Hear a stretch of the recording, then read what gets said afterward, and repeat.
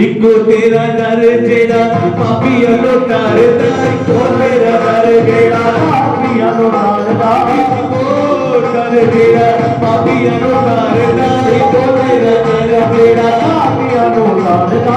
आजा आजा आजा आजा तेनू वास्ता बच्चे आते प्यार दा, आजा तेनू वास्ता बच्चे आते प्यार दा।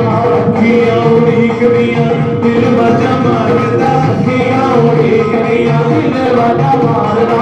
आजा तेनू वास्ता बच्चे आते प्यार दा, आजा तेनू वास्ता बच्चे आते प्यार दा।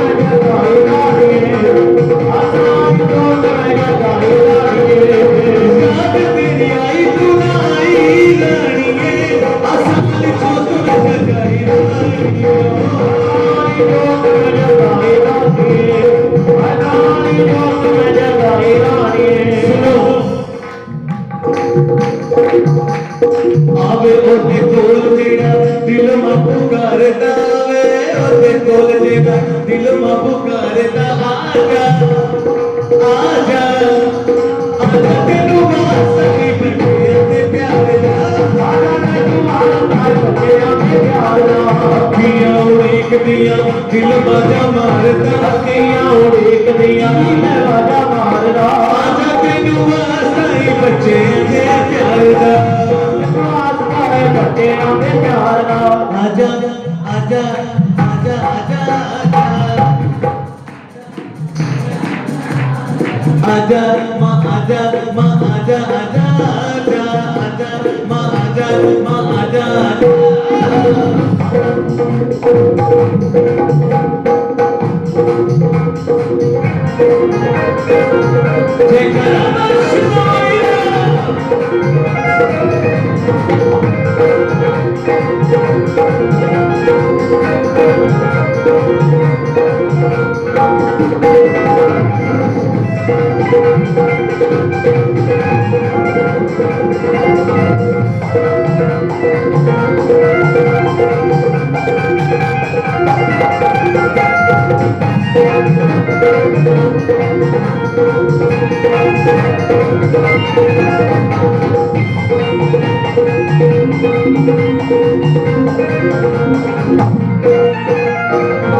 जो दो लाइनें गा रहा हूँ ये इस भजन की सबसे कीमती लाइनें हैं।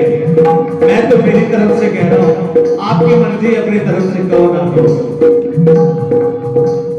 जो भी मेरे पास तेरा दान दाती है, तेरे नाल बच्चियां दी शान दाती है, तेरे नाल बच्चियां दी शान दाती है, तेरे नाल बच्चियां दी शान दाती है। जो भी मेरे पास तेरा दान दाती है, तेरे नाल बच्चियां दी शान दाती है, तेरे नाल बच्चियां दी शान दाती है, तेरे नाल बच्चियां दी शान दाती है।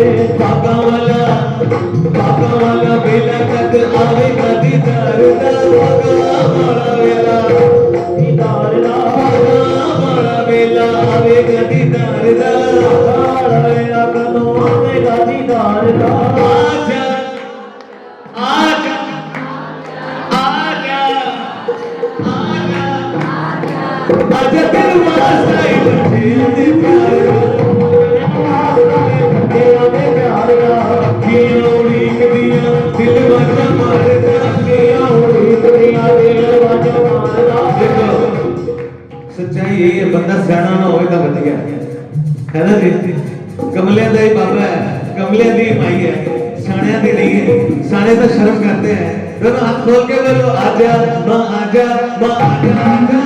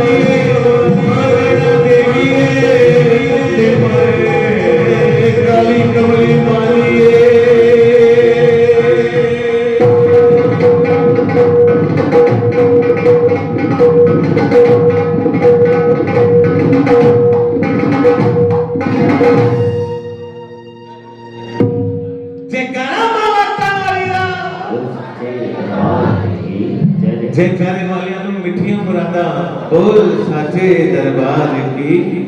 कह दो जय माता दी, फिर कह दो, फिर कह दो, फिर कह दो। तुसी जानते हो जय माता दी कहते हर गल बन जाती है, फिर मनाना नहीं पैंदा, ये तो आप ही बन जाती है। जब दिलों जय माता दे निकली सीधी मां दे चरणों से जाके छड़नी है और उधर अपना बेड़ा पार हो जाना है। कह दो जय माता दी, फिर कह दो, फिर कह दो जय करम वाली दा। जय जय माता दी, जय शंकर की। नमः पार्वती बने, हर हर महादेव शंभो। भूल चूक की माफी, अपनी हाजिर सेवा स्वीकार करे। माता रानी थोड़े सारे दे भंडारे भरपूर रखे, सब नो ऐसे हंसदा खेलदा। जय माता। ये थोड़ा थोड़ा आगे हो जाओ। कर भगवान की बहुत ही सुंदर भाव हमारे अमित भैया। जय माता दी, जय भोलेनाथ।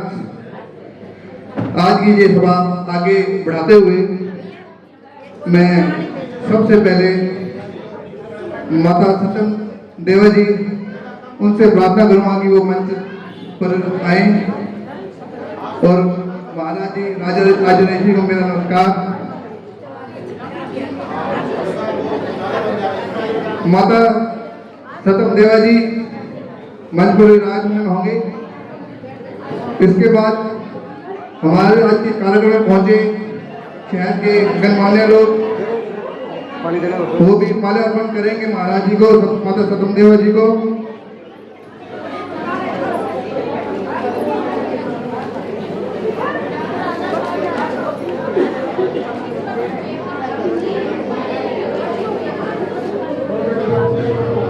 माताओं बहनों से प्रार्थना कि थोड़ा आगे आगे हो जाइए, क्योंकि पीछे काफी लोग खड़े हैं।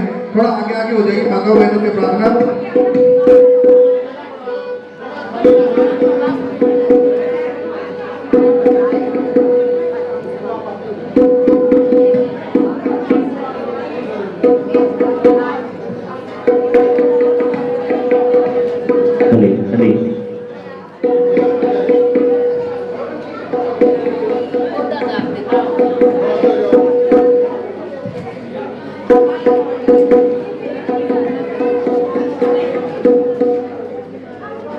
रिंकू बजाज जी, उनसे प्रार्थना की वह माता जी और महाराज जी का स्वागत करेंगे। ललित मेहता जी, तिलोचंदी से भी प्रार्थना कि वो आगे आए और माता जी और महाराज जी का स्वागत करेंगे। भाई अशोक डिंगड़ा जी भी पहुंचे हुए, उनका भी स्वागत और उनसे प्रार्थना की वो माता जी का स्वागत करेंगे।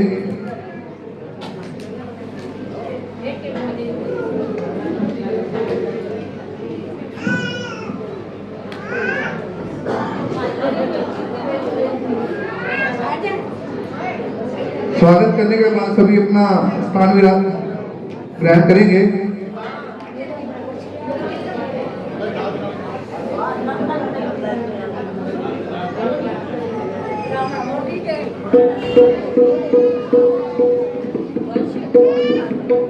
बोल शंकर भगवान की जय। कुछ दान राशि आई है भोले बाबा के भंडारे के लिए 31,000 रुपए श्री अशोक जी भीगड़ा, गोविंद मिगलानी 2100 रुपए, बंटी जी वधवा 1100 रुपए, गौरव नारायण 2100 रुपए, श्री संजय जी शर्मा 2100 रुपए, श्रीमती ईश जी तनेजा 2100 रुपए, रमन जी कुकड़ेजा 2100 रुपए, महेश जी हमीरिया 11,000 रुपए, प्रवीण आहूजा 5100 रुपए, दीपक खन्ना गंगा प्रॉपर्टीज वाले 2100 रुपए, देवेंद्र सर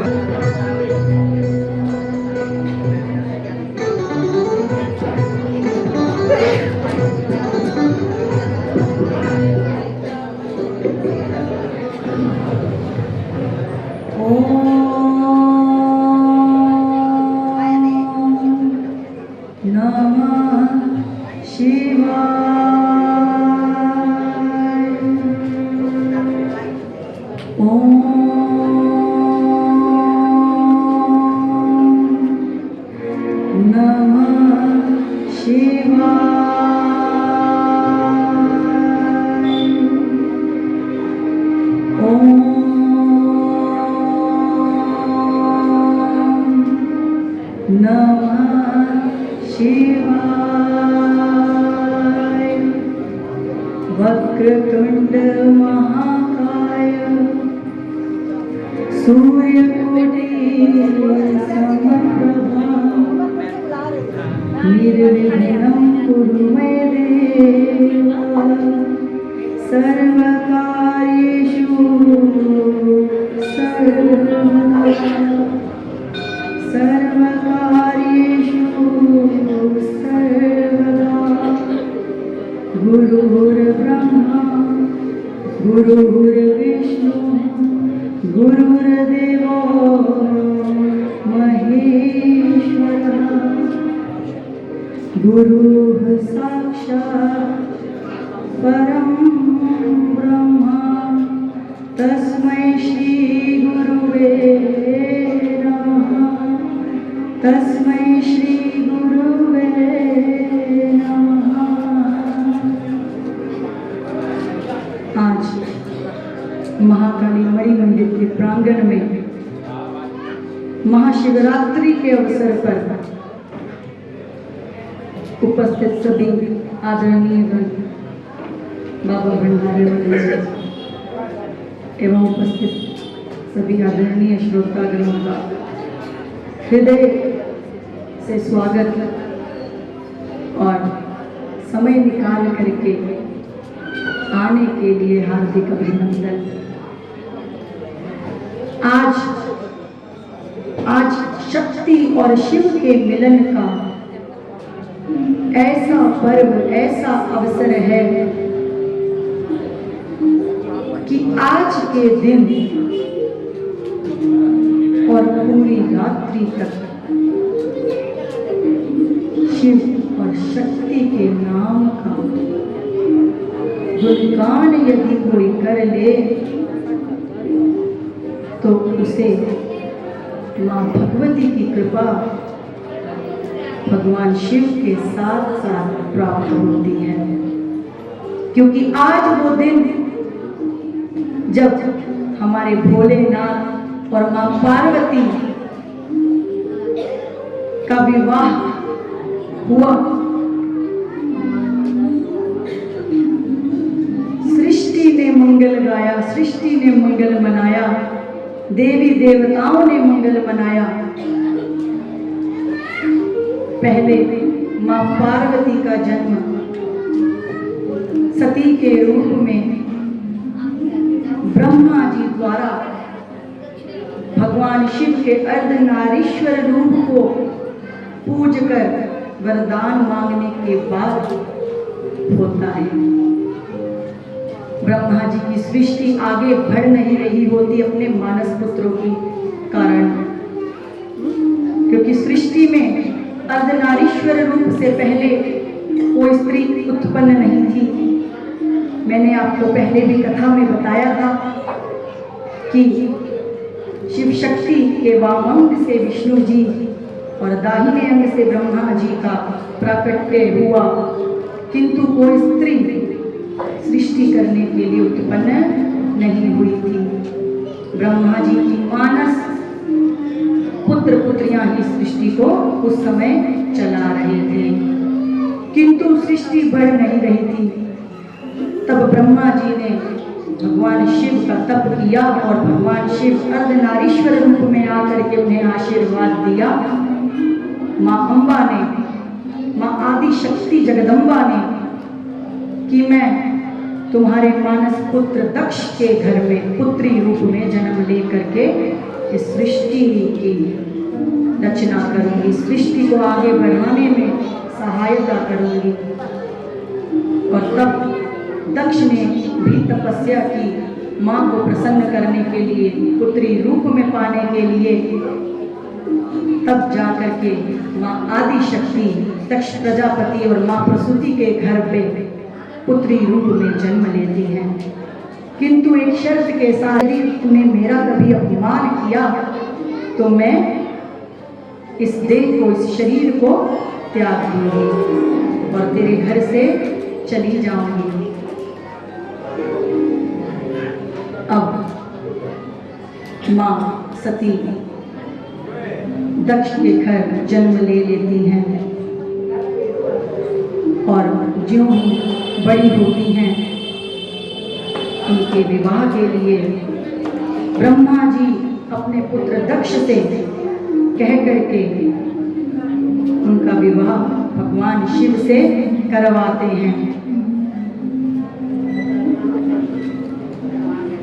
बहुत ये कथा प्रचलित है कि दक्ष शादी के लिए माने नहीं थे, किंतु शिव महापुराण के अंदर वर्णन है कि दक्ष शादी के लिए माने हुए थे।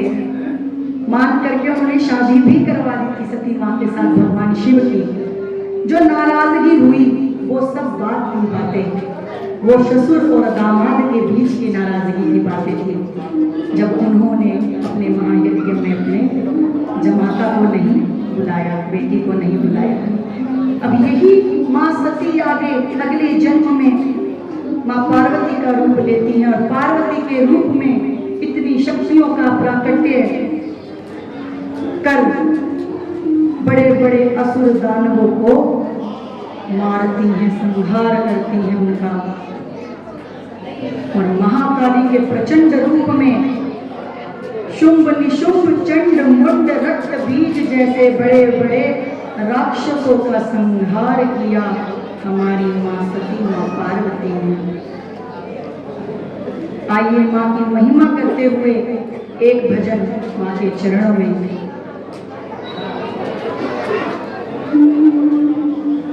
काली मेरी माई काल का, काली मेरी माई, बड़ा विकराल रूप माँ का। काली मेरी माई काल का, काली मेरी माई, काली मेरी माई काल का, काली मेरी माई, काली मेरी माई काल का, काली मेरी माला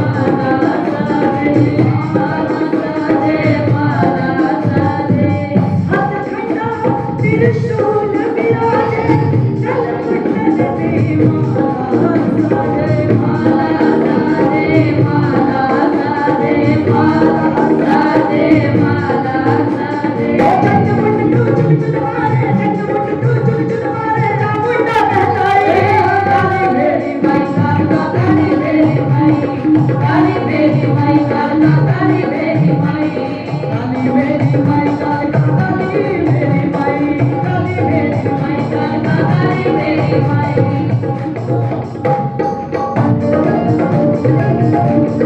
ताली बजा देंगे, माई काली को आज राउंड से पुकारना है।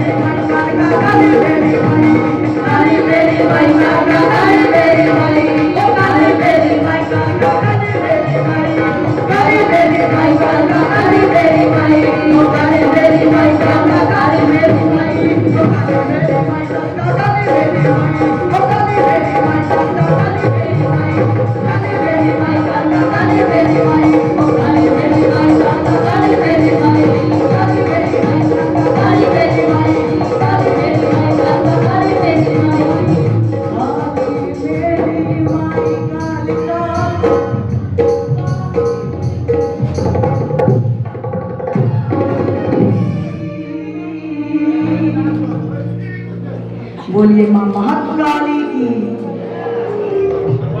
उत्साह नहीं दिख रहा, आज शिव जी का विवाह है। उस विवाह की आनंद की बेला में उत्साह को कम मत होने दीजिए, अपने हाथों को रुकने मत दीजिए, अपने पैरों को रुकने मत दीजिए। जिस प्रकार से हम अपने विवाह उत्सव को मनाते हैं, उसी प्रकार से इस जगत के पिता परमेश्वर के विवाह उत्सव को भी मनाना है, उसी आनंद के साथ जिस प्रकार से हम अपने घरों में त्योहार मनाते हैं। जब मां सती का जन्म हो गया और मां सती का विवाह भगवान शिव के साथ हो जाता है, तो भगवान शिव मां सती को लेकर के अगस्त्य ऋषि जी के आश्रम में राम कथा सुनने के लिए जाते हैं। और जब राम कथा चल रही होती है तो सती मां ज्ञानतावश मायावश उस कथा को ध्यान से नहीं सुनती है और भगवान शिव को पूछती हैं कि ये क्या है। तो भगवान शिव कहते हैं ये है राम कथा, जय जय राम कथा, ये है राम कथा, जय जय राम कथा। इसे श्रवण कर मिट जाती है, इसे श्रवण कर मिट जाती है जन्म जन्म की व्यथा। ये है राम कथा,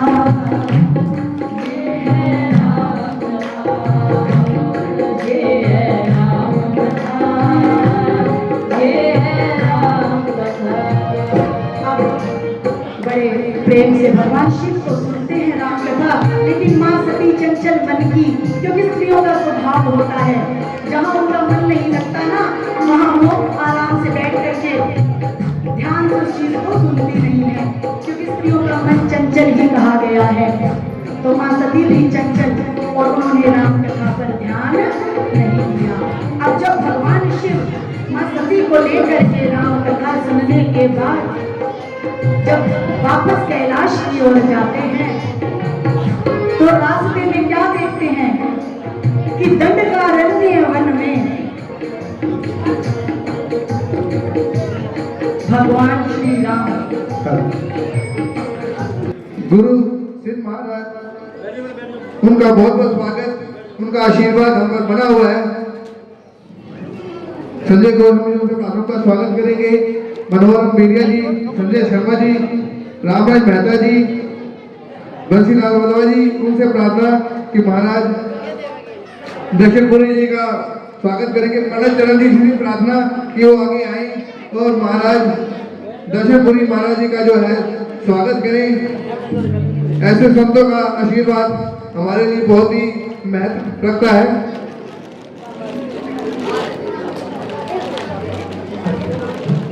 ऐसे सिद्ध गुरुओं का आशीर्वाद हमें मिलता रहे, यही प्रार्थना पंडित चरण जी से प्रार्थना कि वो भी स्वागत करेंगे महाराज जी का।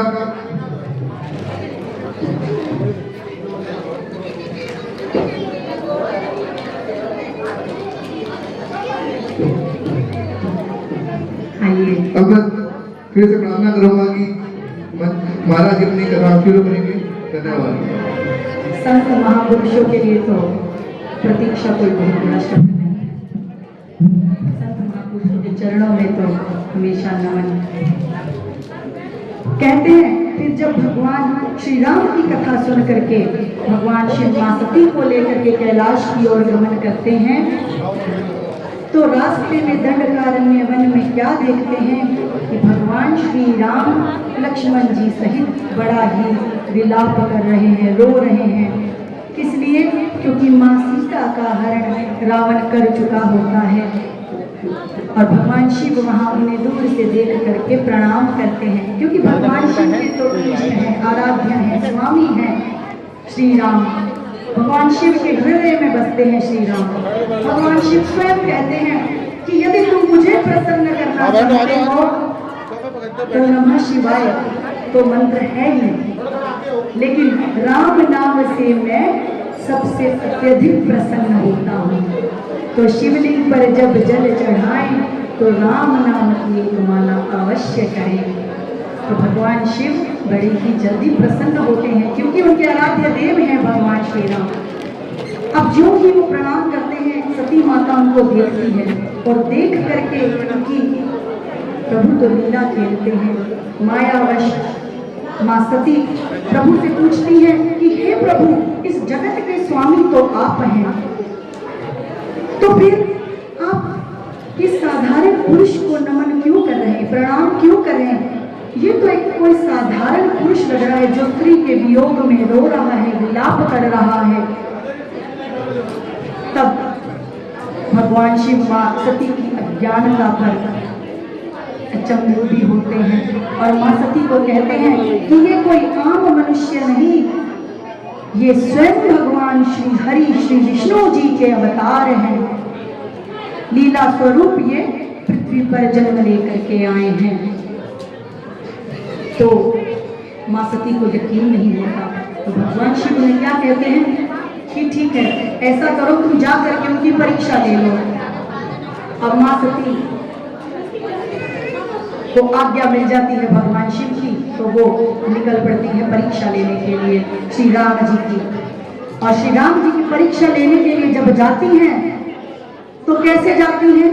माँ सीता का रूप धर करके जाती हैं, और ज्यों ही राम को जानी जान श्री हरि के अवतार, क्या उन्हें सब पता नहीं होगा? उन्हें सब पता था। उन्होंने ज्यों ही सीता माता के रूप में माँ सती को देखा, उन्होंने हाथ जोड़ करके उनके चरणों में नमन किया और कहा कि हे माँ, तू अकेली कहाँ इस वन में भटक रही है? मेरे पिता कहाँ हैं? मेरे पिता शंकर जी कहाँ हैं? तब माँ सती बड़ी ही हैरान इस बात को देख करके जान गई कि यही श्री हरि हैं। और जब थोड़ी सी आगे घबरा करके वापस जाने लगती हैं, हृदय में डर भगवान शिव का कि मैंने ऐसे परीक्षा ली श्री हरि की। घबराती हुई आगे जाती हैं, आगे देखती हैं वहां श्री राम, माता सीता, लक्ष्मण जी, हनुमान सहित सभी सेवकों सहित खड़े दिखते हैं। फिर वहां से रास्ता मोड़ती है, फिर वहां श्री राम, लक्ष्मण जी सहित, हनुमान जी सहित, माता सीता जी सहित खड़े दिखते हैं। फिर हाथ जोड़ करके घबराती हुई कैलाश पर जाती हैं और भगवान शिव के आगे जा करके चुपचाप खड़ी हो जाती हैं, क्योंकि भीतर से डर रही होती है कि भगवान शिव क्या कहेंगे कि तू मेरे आराध्य की परीक्षा लेकर के आई, तुम्हें कैसे ली। अब भगवान शिव उनसे पूछते हैं, उन्हें मौन खड़ा देख करके सब जान जाते हैं और भगवान शिव अपनी अंतर्दृष्टि से देख लेते हैं कि सीता ने जो वियोग श्री राम को दिया, उसके बाद भी मेरी पत्नी मां सीता का रूप धर करके मेरे आराध्य के पास जाकर आई है और उनकी परीक्षा लेकर के आई है। तो वो माता सती को पूछते हैं कि तुमने परीक्षा ले ली?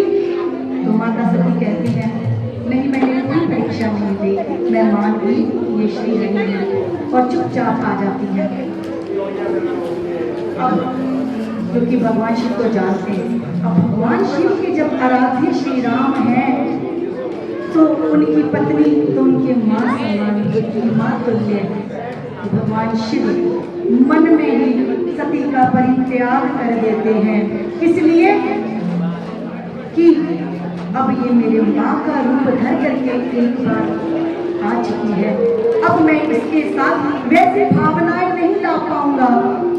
एक पति पत्नी के रूप वाली भावना मेरे से अब दोबारा नहीं लाई जाएगी, क्योंकि ये एक बार मेरी माँ का रूप धारण करके आ चुकी है। देखिए इतना सम्मान भगवान शिव के सामने भी उन्होंने रूप नहीं धारण किया था, श्री हरि के सामने, राम अवतार के सामने किया था, लेकिन फिर भी भगवान शिव ने परित्याग कर दिया। ये होता है स्त्री का सम्मान, माँ का सम्मान।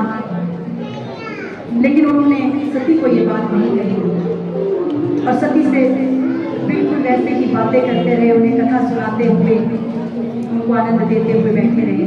और तभी आकाशवाणी होती है कि हे शिव, धन्य है तेरी भक्ति, ऐसा त्याग, ऐसा बलिदान आज तक इस सृष्टि में किसी ने नहीं किया, भक्त हो तो तेरे जैसा। ये बात मैं आज सिद्ध करता हूं कि भगवान श्री हरि का सबसे बड़ा भक्त है भगवान शिव। तो ये आकाशवाणी जब मां सती सुनती हैं तो भोले से पूछती हैं कि हे नाथ, किसको त्याग दिया, क्या हुआ, किसकी बातें हो रही हैं, किसको कह रहे हैं कि बड़ा भक्त और त्याग, इतना बड़ा समर्पण, क्या हुआ। भोलेनाथ कुछ नहीं कहते हैं और चुपचाप से बैठकर अपनी समाधि लगा लेते हैं मौन होकर के, और सती भी अपने रोजमर्रा के कार्यों में लग जाती हैं। अब क्या होता है कि एक दिन एक सभा हो रही होती है, वहां पे ब्रह्मदेव और सभी देवी देवता आमंत्रित होते हैं। तब उस सभा में भगवान शिव भी बैठे होते हैं, और भगवान शिव तो आपको पता ही है, वैरागी तपस्वी, वो गृहस्थ होते हुए भी विरक्त थे, गृहस्थ होते हुए भी बहुत बड़े वैरागी थे। वो सारा दिन तपस्या में ही बैठते थे, ध्यान में ही बैठते थे। तो उस सभा में वो ध्यान कर रहे थे अपने परम रूप सदाशिव का, और उन्हें कुछ ज्ञात नहीं हुआ। और उस सभा में आते हैं दक्ष प्रजापति, तो सारी सभा उठ करके उनका आदर करती है, लेकिन भगवान शिव अपनी मस्ती में मस्त, अपने वैरक्ति में मस्त, अपने वैराग्य में मस्त, अपने ध्यान में मस्त, उनके लिए आदरपूर्वक उठते नहीं हैं और अपने ध्यान में ही बैठे रहते। तो इस बात से दक्ष को बड़ा क्रोध आता है और उस दिन से उसकी दुश्मनी शुरू हो जाती है अपने जमाता के प्रति, कि इसने जमाता हो करके अपने ससुर का आदर नहीं किया, और मैं दक्ष प्रजापति, क्योंकि अहंकार का मारा दक्ष, और मेरा इसने आदर नहीं किया, और जबकि ये तो मेरी पुत्री का पति है, इसे तो मुझे ज़्यादा सम्मान देना चाहिए। अक्सर वैसे भी औरतों की आदत होती है, स्त्रियों की आदत होती है, उनके मायके से कोई आए तो वे अपने पतियों को कहती है कि सेवा भाव पूरी होनी चाहिए, कमी नहीं रहनी चाहिए। तो दक्ष की जो दुश्मनी कह लीजिए या नाराजगी या क्रोध शिव जी से इस बात पर शुरू होता है। इसके बाद दक्ष इस बात का बदला लेने के लिए एक महायज्ञ का आयोजन करता है और सभी देवी देवताओं को बुलाता है, किंतु भगवान शिव और माता सती को, अपनी पुत्री को नहीं बुलाता है। अब जो ही सब देवी देवताओं के वाहन आकाश मार्ग से जा रहे होते हैं उस महायज्ञ के लिए, तो माता सती देखती हैं और पूछती हैं नारद से कि ये सब कहाँ जा रहे हैं। तब नारद मुनि सारा वृतांत बताते हैं कि आपके पिता दक्ष प्रजापति ने एक महायज्ञ का आयोजन किया है, ये सब वहाँ जा रहे हैं। अब माता सती क्योंकि ठहरी पुत्री तो आती हैं भगवान शिव के पास और कहती हैं कि मेरे पिता के घर महायज्ञ है, हमें भी चलना चाहिए।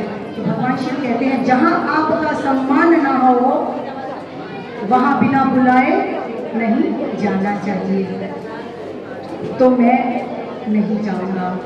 तो माँ सती कहती है ठीक है आप मत जाइए, किंतु मेरा पिता है तो मैं जा सकती हूँ, अपने पिता के घर, अपने गुरु के घर हम बिना बुलाए भी जा सकते हैं, तो मैं बिना बुलाए मेरे पिता के इस महायज्ञ में जाऊंगी। भगवान शिव आज्ञा दे देते हैं, उनके साथ करोड़ों गण भेजते हैं, बढ़िया पालकी सजा करके उन्हें अपने घर रवाना करते हैं महायज्ञ के लिए। और जो ही माँ सती यज्ञ में पहुंचती हैं वहां देखती है कि उनके पति का भाग नहीं है और कोई उनका सत्कार नहीं करता अलावा माता के।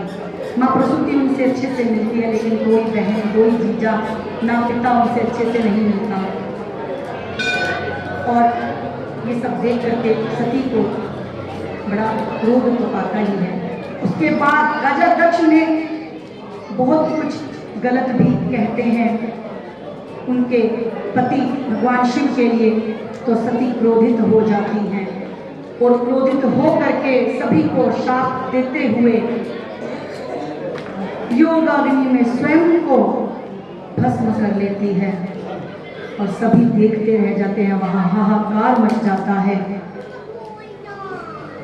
ऋषि दधीची बहुत समझाते हैं दक्ष को, किंतु वो अहंकारवश नहीं मानता और मां सती स्वयं को भस्म कर लेती हैं। जब ये बात भगवान शिव को पता लगती है तो भगवान शिव भी क्रोध अग्नि में अपना तीसरा नेत्र खोलते हैं,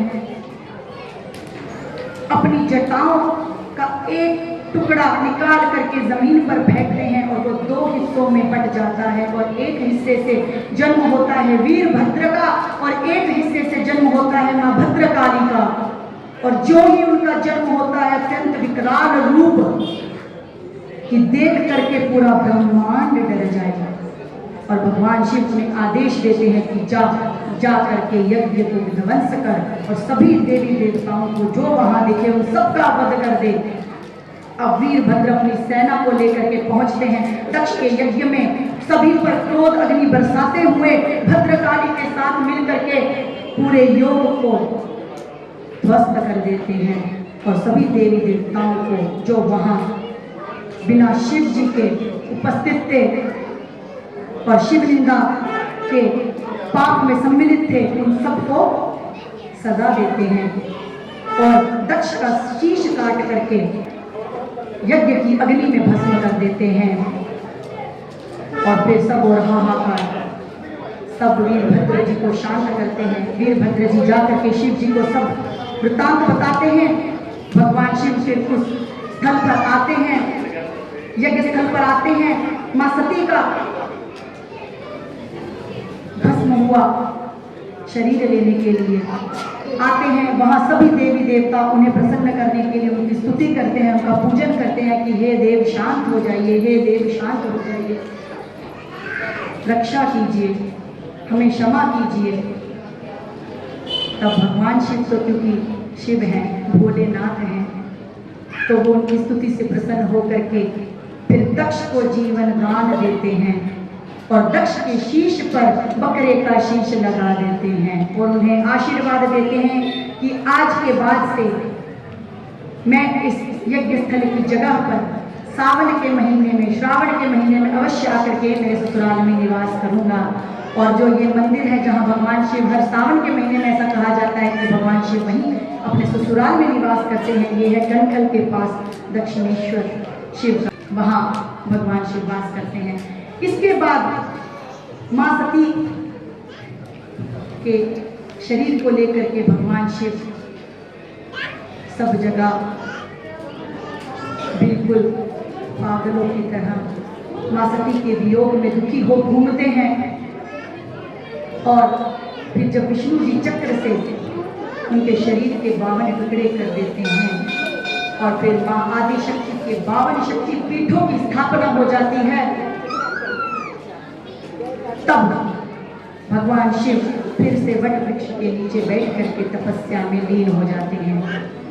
और उसके बाद सभी देवी देवता फिर से माँ आदिशक्ति की प्रार्थना करते हैं, माँ आदिशक्ति को निवेदन करते हैं और माँ आदिशक्ति उन्हें पार्वती के रूप में हिमालय के घर जन्म लेने का वरदान देती है। और फिर आती है बारी माँ पार्वती की हिमालय के घर जन्म लेने की। माँ पार्वती हिमालय के घर जन्म लेती हैं और जो ही जन्म लेती हैं तो नारद मुनि जी आते हैं, उनकी गोदी में हिमालय जी पार्वती जी को दे करके बड़े ही प्रसन्न होकर के कहते हैं कि हे नारद मुनि, इनके बारे में कुछ बताइए कि मेरी इस बेटी का जो जीवन है वो कैसा होगा। तो नारद जी कहते हैं कि तुम्हारी बेटी बहुत ही मंगल लक्षणों से युक्त, बड़ी ही सौभाग्यवती, अपने पति की प्रिय होगी। ये जहां रहेगी सौभाग्य होगा, लक्ष्मी होगी, अपने पति की प्रिय अर्धांगिनी होगी। तो उनके पिता कहते हैं कि सब कुछ अच्छा ही अच्छा, क्या कुछ कोई दिक्कत तो नहीं है, कोई कमी तो नहीं है इनकी कुंडली में। तो कहते हैं एक बात है कि जो इसका पति होगा वो अमंगल वेश वाला, दिगंबर, उदासीन, तपस्वी, वैरागी, जिसके माता पिता नहीं होंगे, ऐसा होगा। तो उनकी माता माँ पार्वती की माता मैना देवी और उनके पिता बड़े दुखी हो जाते हैं और दुखी हो करके पूछते हैं कि इसका कोई उपाय भी बताएं। तब नारद जी उपाय बताते हैं। क्या उपाय बताते हैं कि जो ये अवगुण मैंने तुम्हें इसके पति के, होने वाले पति के बताए हैं, ये सभी गुण में बदल सकते हैं यदि भगवान शिव से इसका विवाह हो जाए। क्यों? क्योंकि भगवान शिव कैसे हैं और तुम्हारे बेटी का पति कैसा होगा। मातृहीन, पितृहीन, गुणहीन, धनहीन, ग्रहहीन, उदासीन, विपिन बिहारी है। शीश गंग भाल चंद्र नेत्र लाल कंठ व्याल, भस्मयुक्त नग्न तन जटा जूटधारी है। भूतेश्वर नागेश्वर डमरू त्रिशूल धर, अशुचि का घर बैल जिसकी सवारी है। सत्यम शिवम जिसे कहते हैं लोग सभी, कन्या का तुम्हारी वही शिव अधिकारी है। अब तुम भगवान शिव के साथ इसकी शादी करो। और फिर उनके पिता और उनकी माँ मैना पार्वती जी को मनाती हैं तपस्या करने के लिए। और माँ पार्वती जी 1000 वर्षों का कठोर तप करती हैं और भगवान शिव को पति रूप में पाती हैं। और जब पाती हैं तो भगवान शिव बड़ी अद्भुत बारात लेकर के आते हैं और बारात ऐसी जिसे देख करके सब डर जाएं। बाकियों की तो बारातों में होते हैं सुंदर सुंदर तैयार हुए लोग, लेकिन भोले की बारात में कैसे, कोई 3 आंख का, कोई 1000 हाथों वाला, कोई मंगल वेश वाला, किसी का हाथ कटा, किसी का पैर कटा, कोई भूत, कोई प्रेत, कोई पिशाच, कोई निशाचर, बड़े अतरंगी स्वभाव के हमारे भगवान शिव के बाराती शिव की बारात देख जो ही माँ पार्वती के घर पहुंचती है तो उनकी माता देख करके बेहोश और फिर कहती है कि मैं मेरी पुत्री का विवाह नहीं करूंगी, पुत्री का विवाह नहीं करूंगी और करूंगी तो एक ही शर्त पर, जब भगवान शिव सुंदर रूप में मेरे आगे आएंगे। तब भगवान शिव सुंदरेश्वर महादेव का रूप लेकर के माता पार्वती मीनाक्षी देवी जी के साथ विवाह करते हैं।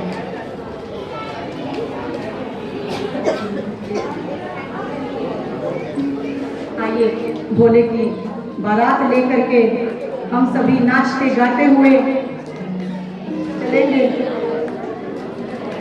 ओ भोले दी बारात चली, भोले दी बारात चली, ओ भोले दी बारात चली बच बच के, भोले दी बारात चली बच बच के, हो साथ गाने पागल तेरा रच के, भोले दी बारात चली बच बच के, सारे आने पागल तेरा रच के, भोले दी बारात चली बच बच के, सारे आने पागल तेरा रच के, ओ सारे आने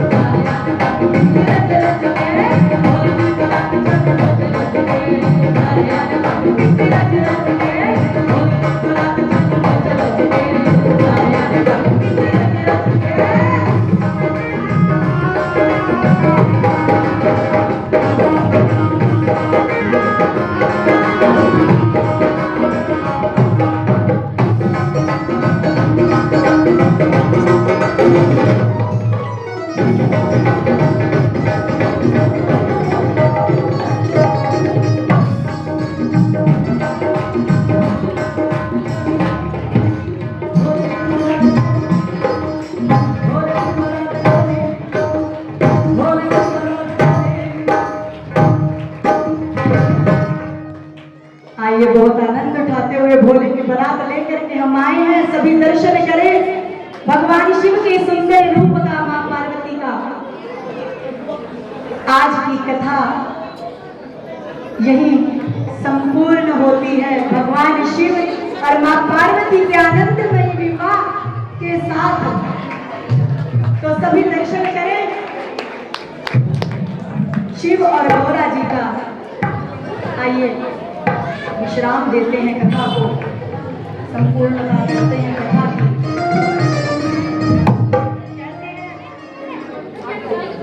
मां पार्वती को भगवान शिव स्वयं बताते हैं कि सती से कितना प्यार करते थे। तो इसी बात पर सती शक्ति के 108 नाम मैं आपको सुनाऊंगी, जिसका पुण्य आप सभी को मिलेगा। सिर्फ 2 मिनट का समय, हाथ जोड़ करके, आंख बंद करके माँ दुर्गा के 108 नाम सुनेंगे। आइए दुर्गा जी का अष्टोत्तर शतनाम स्तोत्रम सभी आंख जोड़ करके माँ दुर्गा को याद करते हुए, भगवान शिव के चरणों को स्मरण करते हुए। शतनाम प्रवक्ष्यामि श्रुतमलानने यस्य प्रसाद मात्रे दुर्गा प्रीता भवेत् सती।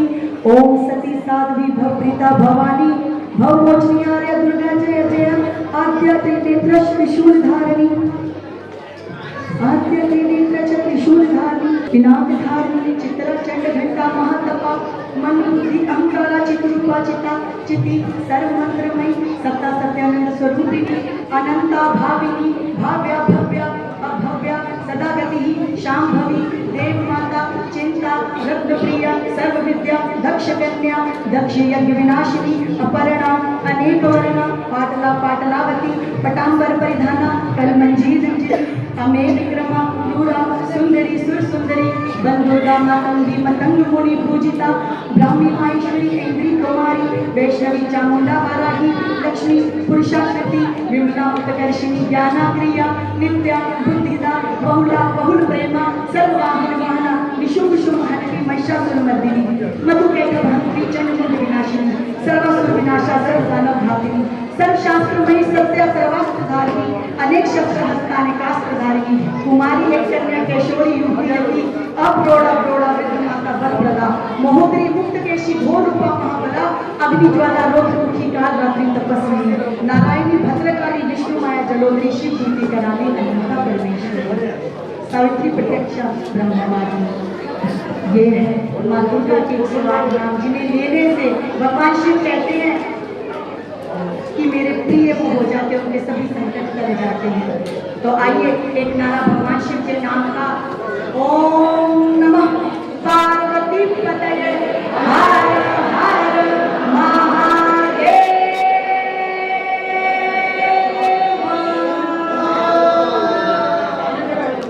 आइए माता पूजनीय एवं श्रद्धेय माता सत्यम देवा जी के मुखारविंद से हम सुंदर भाव प्रस्तुति सुनेंगे।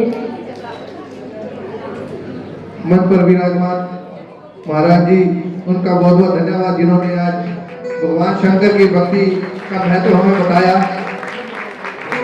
उनका बहुत बहुत धन्यवाद।